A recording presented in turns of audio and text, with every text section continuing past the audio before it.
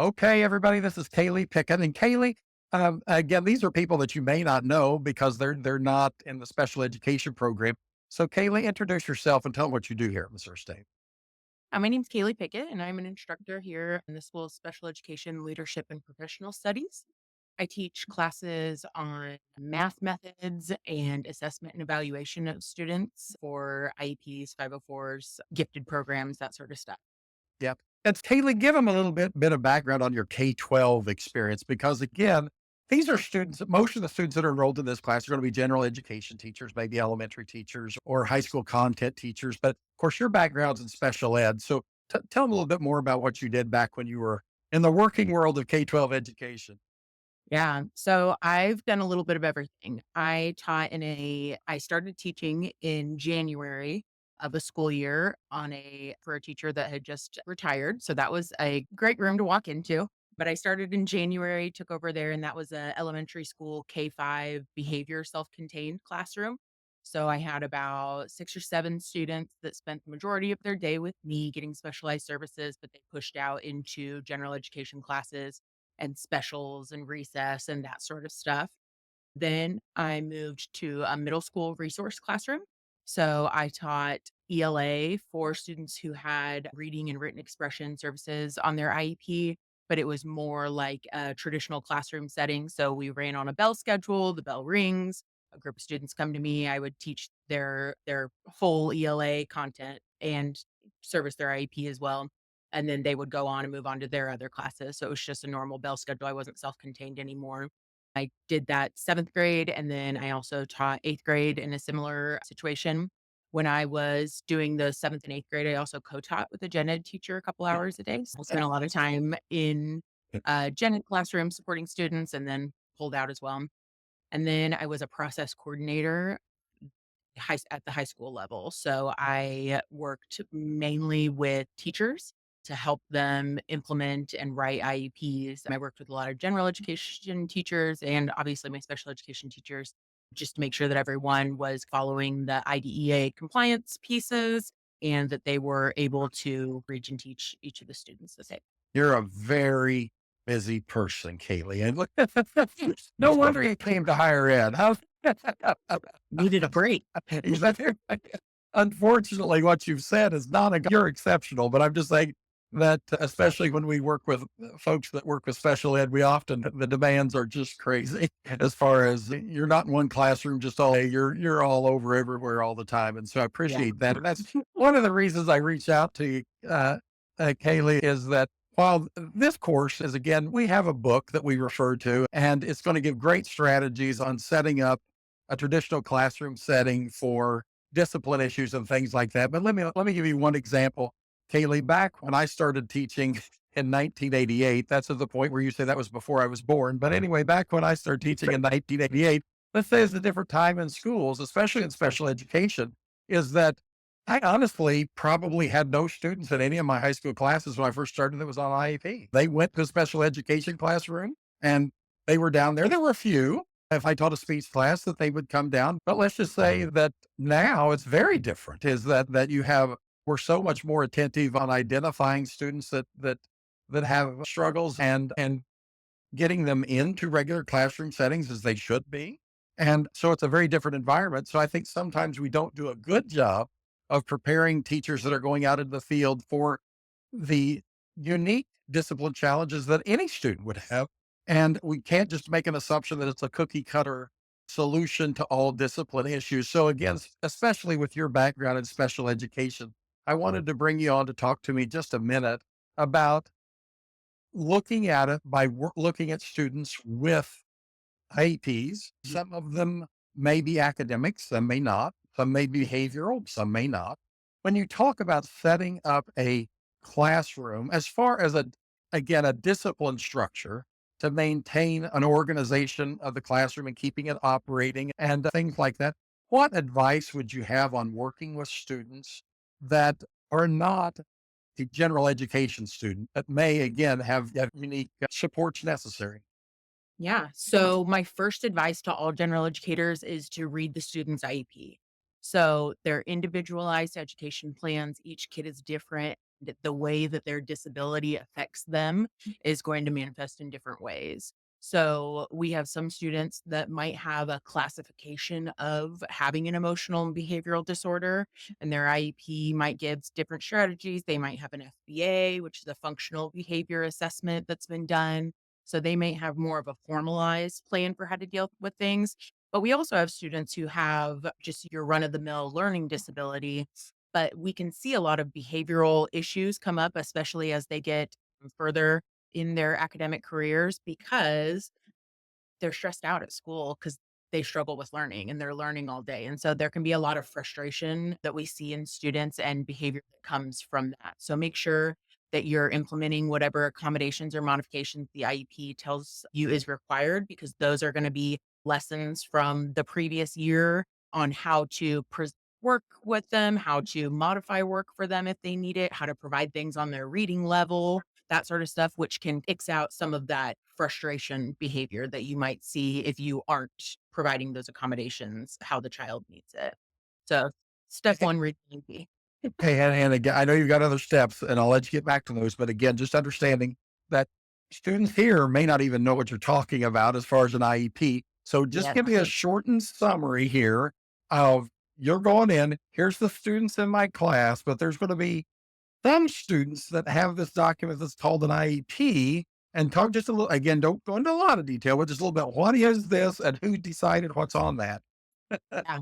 So the IEP is the individualized education plan, and it's required by the IDEA, which is the law that kind of governs special education, or the statute governs special education. And each IEP is going to have the same areas of information in it. It's going to have services that the child receives at school.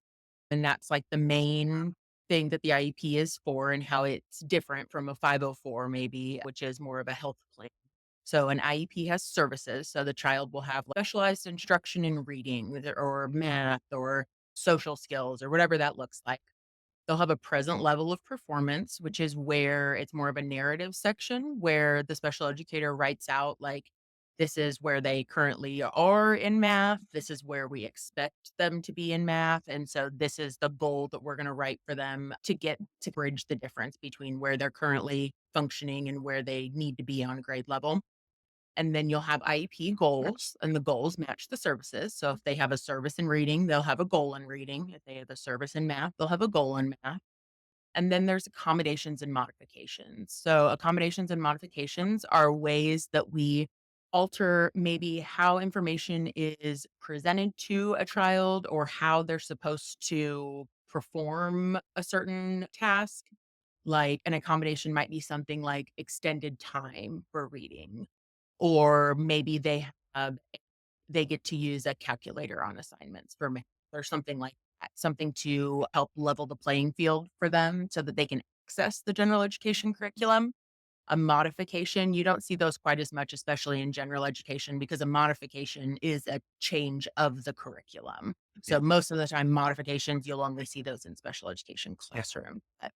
And by the way, as a teacher, I would have loved every one of my students have an IEP. Boy, that'd have been great. You know what I mean? This may sound it may sound daunting to hear this, but when you go through and you realize that there are students that don't have an IEP, and it's man, I wish I had this information on them. That can help you Exactly, it's a roadmap. Well, what you're supposed to do. yeah, and if nothing else, one of the things is again, remember that their previous teachers have been involved in the development of that document. It's not some person in the ivory tower in central office that just magically drops this document in there. That's something that educators that have been working with this child in previous years have been involved in developing this document. Like you said, it is a roadmap. Yeah. Yeah. Like Dr. Turner said, it's special educators and general educators that are in attendance at this annual IEP meeting. And sorry, I got some loud people in the hallway next to me. Could be fine. Could be fine. Yeah, the general educator's job at the meeting is to speak to what students on that grade level are supposed to do or is expected to be doing. And that's academically, that's behaviorally, that's socially. And they're supposed to be able to tell the team, seventh graders in my English class should be doing these kinds of things. We know little Timmy's not. So, what kinds of accommodations can we provide to him so that when we are in class and we assign something that's like this, he can access it? So, a lot of accommodations are really written by general educators because you guys are the content experts. More about eighth grade math than I'll ever know. That's great. And again, I'm sorry that I divert you, but again, the main point there on number one was go through, look at those IEPs. They're developed by people that have been working with his kids over years, and it's going to give you some great ideas about what the unique needs of that child are. So that's number one on your advice to general ed teachers on the idea of developing a management plan in the classroom as far as discipline is concerned. Okay, so what's number two, Kaylee? Number 2 is to remember that you're at school and that you're a teacher. And the whole premise of children coming to school is to learn. And they learn behavior just like they learn academics. I have this really great graphic in my office that says for math, we teach, practice, reinforce, repeat. For reading, we teach, practice, reinforce, repeat. So why for behavior do we punish? We need to teach, practice, reinforce, repeat. So when students aren't meeting your expectations, consider that it could be a misunderstanding or an inability to perform what you're asking for. So making sure to explicitly teach students what you want done and not just expect that they already know or that they should know by now. A lot of times we hear they should do this and this. They're not. So what are we gonna do? What are we gonna do about it? We can should all day long, but I love it. Love it. Was there a three? Oh, well, that's okay. I But let me tell you something that we were joking about the other day, Kaylee, when you and I were visiting. And I can remember from my time as and let's just say it's so much more advanced now than it was when I was in the classroom. So don't, but I always use myself as an example of how bad it used to be. Okay. But so we didn't have a whole lot of support like many school districts now, like even in previous positions where you were talking about, where you could go in and general ed teachers would be reaching out to you for advice and things like that. A lot of times we didn't have that. And even today, there are some school districts that, again, we don't have a lot of support with working on those.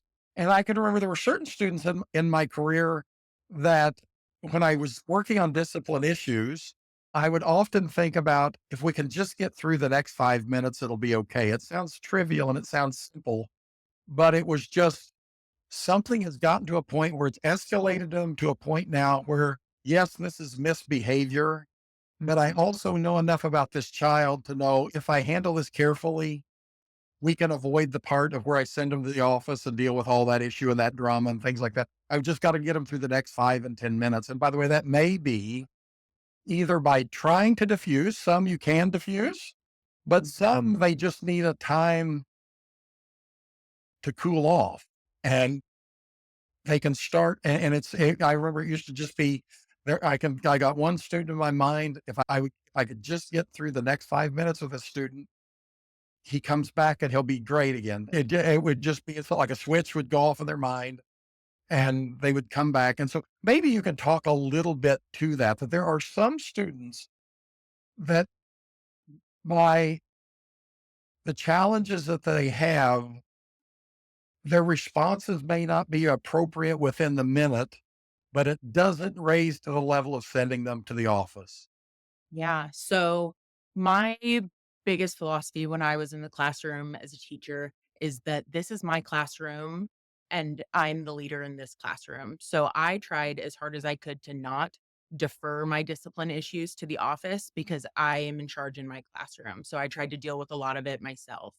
A lot of things, like you said, some things they just don't need to become bigger than they are. We were always told you don't get in power struggles with kids.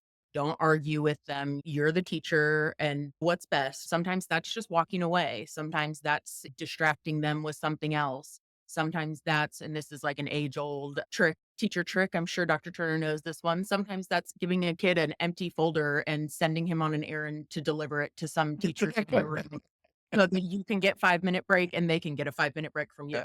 And Yeah. you can just Yeah. yeah. So there's a lot of things. And once the kids calm back down and come back around, then you can have those conversations with them. You can reteach and say, hey, when this happens again, these are the options of things that you can do. And these are the things that are going to result in you getting in some trouble. Yeah. I don't teach while kids are escalated because it doesn't really work. When your amygdala is already firing, you're not listening to anyone. So I caution against lectures and that sort of thing while students are heated because it's not gonna get you the return on investment that you want. And again, I understand it's tricky, and this is not going to provide comfort for people planning on becoming a teacher because we do have to have expectations for what's going on in our classroom, and we have to have rules, and we want to make sure that they're clear to everyone involved.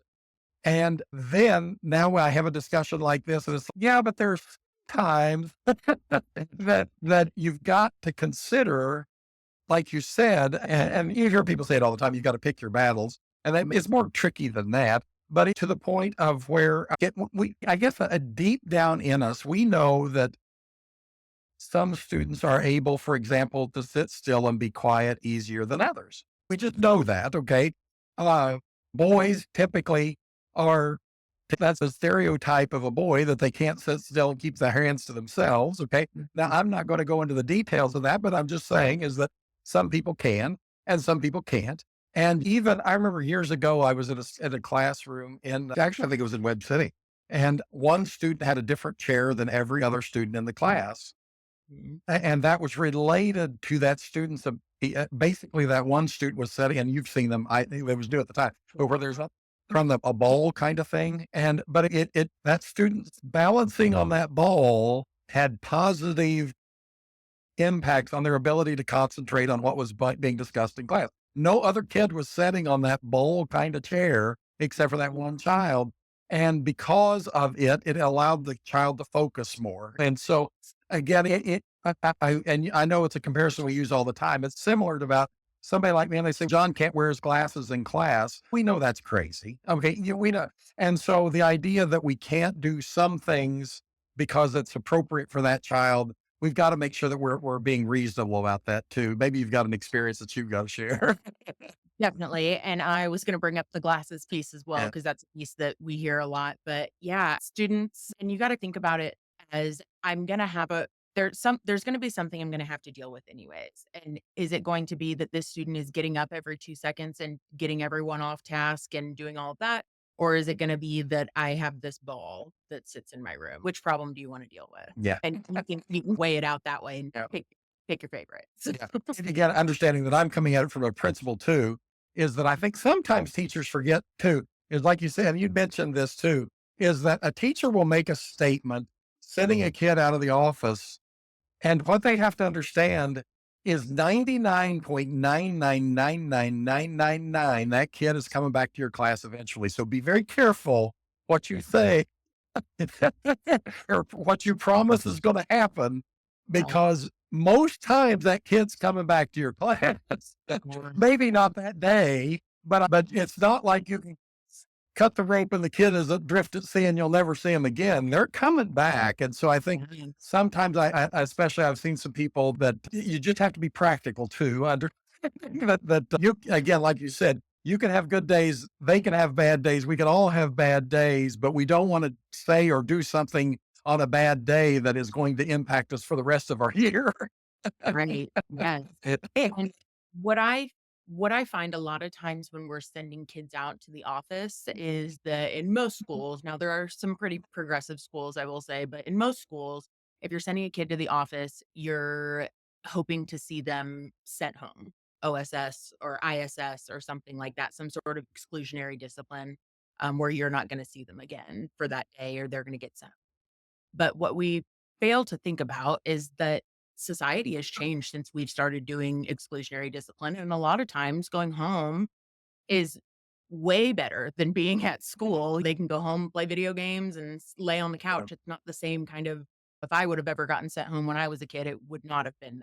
But like a lot of times it is. So you think, does the punishment fit what I need them to be doing next time, how I need them to be performing this skill. So if a child says something inappropriate and we send them home, they come back and they say something inappropriate.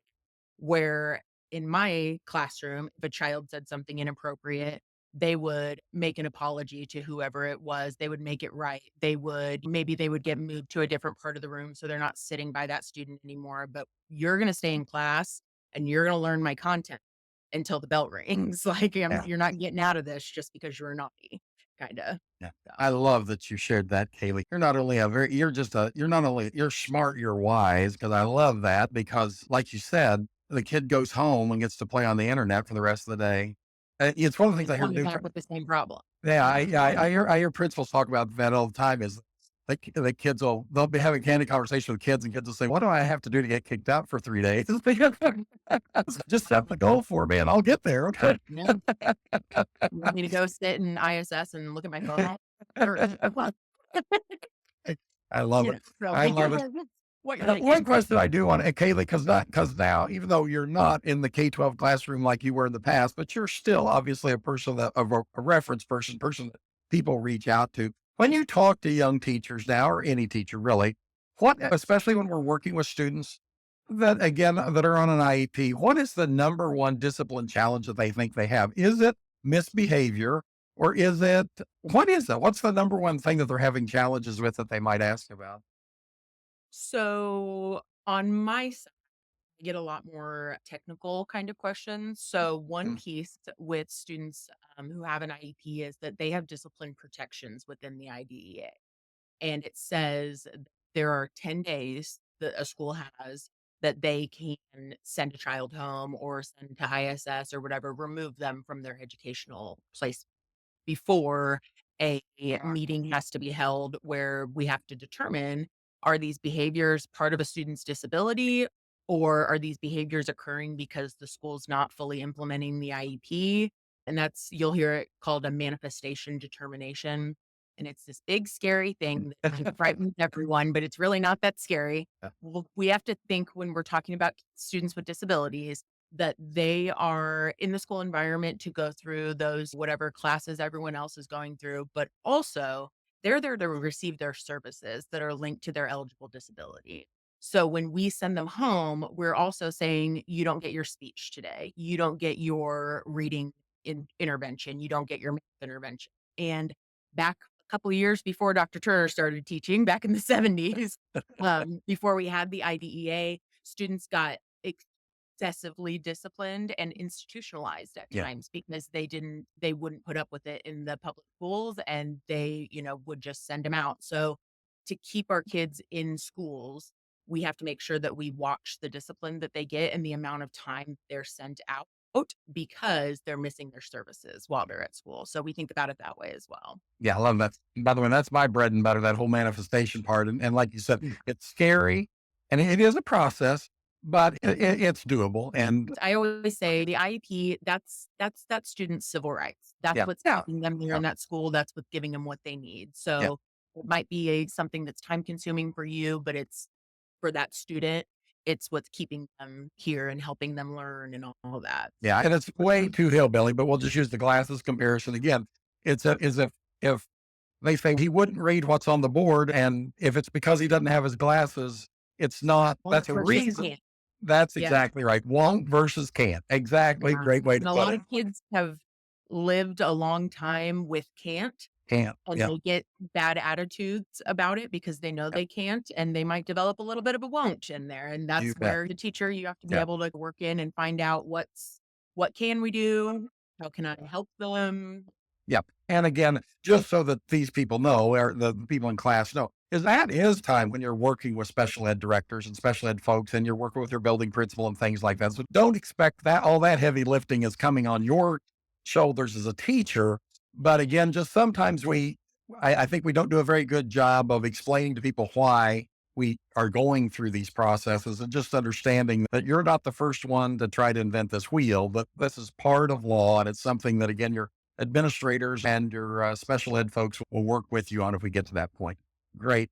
Kaylee, okay, again, just reflecting on what's unique about discipline with students that are qualify for special education services. You talked about identifying making sure that you're well versed in the IEPs of all your students that are available. And by the way, Kaylee, you're younger than I am. I'm assuming that's in the student information system, or do they have to request that from special ed staff specifically? Oh, yeah, they'll have a little icon next to their Yeah, name, and each student has a case manager, and that is the expert on that child. So if you great. ever have a question, you know exactly who to go to. Back in the old days, it was a file folder. But anyway, good. It's great. It's right there on your computer and all the student information system. Okay. And then you talked more about the other strategies as far as being involved in that. Any parting words of advice that you'd have? Yeah, just positive. We build relationships with kids. Kids work hard for people that they enjoy being around and that they know care about them. So step one, make sure that kid feels safe and that they are in an environment where they're supported, and you'll see, behavior issues go down. You Yeah. have some teachers that hardly see them, and it's not because they get all the good kids. It's because they've got good routines and procedures and their kids know what to expect. So learn from those teachers, find those teachers in your building and watch them teach and see what they do. You've got experts all around you. Yeah. And that by that, and I would agree with that. That was a good takeaway for me too, as we talk about all the time, because I have so many times I've got these things that say the bravest thing that anybody can do is ask for help. And I mean that as far as teachers too. And especially, I think even when especially when you're a beginning teacher, is you're afraid if I go ask the special ed people for help or with ideas or you're struggling with things or the principal, that people will think less of you. And it's the exact opposite. It's the Mhm. exact opposite. Yeah. Trust me, special ed people want you to come ask them about how to work with this child before it becomes a huge deal, and it's the same way with principals too. And sometimes, again, it's even though you've got the IEP and you're reading about those things too, is that sometimes people will know special things that work with that child that may not appear in a document, but you're not going to get it unless you talk to these people. And again, just having that time to again, as a portion as a principal and you as a special ed person, again, I can never think of a time that I thought less of a teacher when they came to me to ask for help. And Collaborative. yeah. Yeah. Yeah. Yeah. Because again, it is hard. It's hard. Hardest job in the world being a It teacher, but it is so is. rewarding, and Yeah. you'll be so glad you did Yeah. Tuesday may be hard, but Wednesday could be better. I used I used to think it. Wednesday will be better. Now I just think Wednesday could be better. 180 days a year, surely a couple of them will be good. Great. Okay, this is Kaylee Pickett with the special education faculty here at Missouri State University. Maybe you'll see her in class someday down the road. Appreciate it, Kaylee. Thank you. Thank you. Okay, I'm done. I'm going to shut you off. You can go home. Okay, bye. Okay, bye.